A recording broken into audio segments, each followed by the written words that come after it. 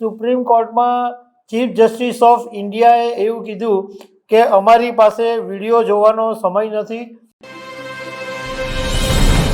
20મી જુલાઈએ દિલ્હીમાં જંતર મંતરથી સાંસદ સુધીની જે કૂચ નીકળી એમાં કોકરોચ જનતા પાર્ટીના સમર્થકો પર પોલીસે લાઠીચાર્જ કર્યો।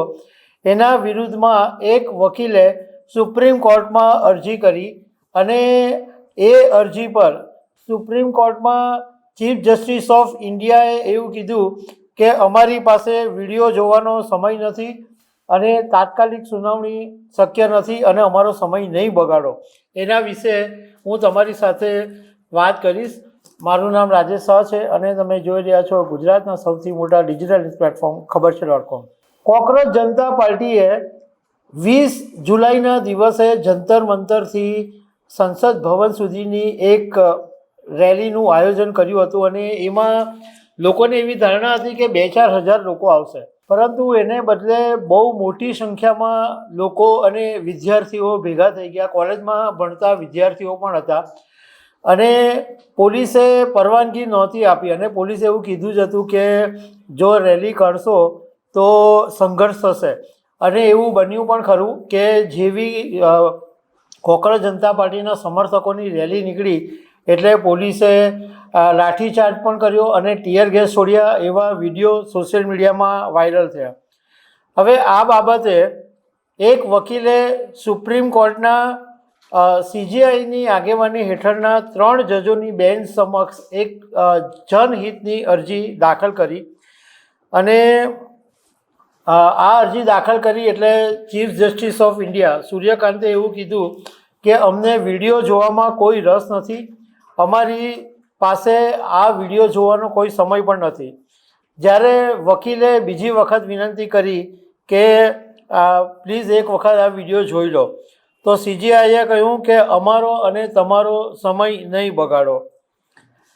હવે કોર્ટ રૂમની અંદર જે દલીલ થઈ એની વાત કરીએ તો વકીલે પહેલાં એવું કીધું કે વિદ્યાર્થીઓ નીટ પરીક્ષાના યોગ્ય સંચાલન અને નેશનલ ટેસ્ટિંગ એજન્સીમાં સુધારા જેવા મુદ્દાની વાત કરી રહ્યા છે। તો CJIએ વચ્ચે જ એમને રોકી દીધા અને ખાલી એટલું જ કીધું થેન્ક યુ વેરી મચ। વકીલે કીધું કે પોલીસની કથિત બર્બરતાનો આ વિડીયો છે અને ગુરુવારે શક્ય હોય તો સુનાવણી કરવામાં આવે। એની ઉપર CJIએ એવું કીધું કે અમને વિડીયો જોવામાં રસ નથી અને અમારી પાસે આવો સમય પણ નથી। સુપ્રીમ કોર્ટે તો તાત્કાલિક સુનાવણી કરવાની ના પાડી દીધી, પરંતુ દિલ્હી હાઈકોર્ટે પણ તાત્કાલિક સુનાવણી કરવાની ના પાડી દીધી અને દિલ્હી હાઈકોર્ટે કીધું કે આવામાં અમને ઘસેડો નહીં। એક મુદ્દો અહીંયા ધ્યાન પર લાવવા જેવો છે કે આ આખી કોકરોચ જનતા પાર્ટી કેમ ઊભી થઈ એ વિશે ઘણા બધા લોકો જાણે જ છે, પણ એમ છતાં હું તમને કહું કે 15 મે 2026ના દિવસે ચીફ જસ્ટિસ ઓફ ઇન્ડિયા સૂર્યકાંતે એવું નિવેદન આપેલું કે કેટલાક બેરોજગાર લોકો કોકરોચ જેવા હોય છે જેઓ પાછળથી સોશિયલ મીડિયા અને RTI એક્ટિવિસ્ટ બનીને સિસ્ટમ ઉપર હુમલો કરે છે અને એમના એ નિવેદન પછી અભિજીત દીપકે નામના એક યુવાને ઇન્સ્ટાગ્રામ ઉપર કોકરોચ જનતા પાર્ટી નામથી એક પાર્ટી બનાવી અને છેલ્લા 1 મહિનાથી દિલ્હીના જંતર મંતર ઉપર પેપર લીક જેવા મુદ્દા અને કેન્દ્રીય શિક્ષણ મંત્રી ધર્મેન્દ્ર પ્રધાનના રાજીનામાની માંગ સાથે પ્રદર્શન કરી રહ્યા હતા અને 20મીએ એક રેલી કાઢી હતી। હવે જ્યારે આ મુદ્દો બહુ સોશિયલ મીડિયામાં જગ્યો ત્યારે ચીફ જસ્ટિસ ઓફ ઇન્ડિયા સૂર્યકાંતે એ વખતે સ્પષ્ટતા પણ કરી હતી કે મીડિયાના એક વર્ગે મારી ટિપ્પણીને ખોટી રીતે રજૂ કરી।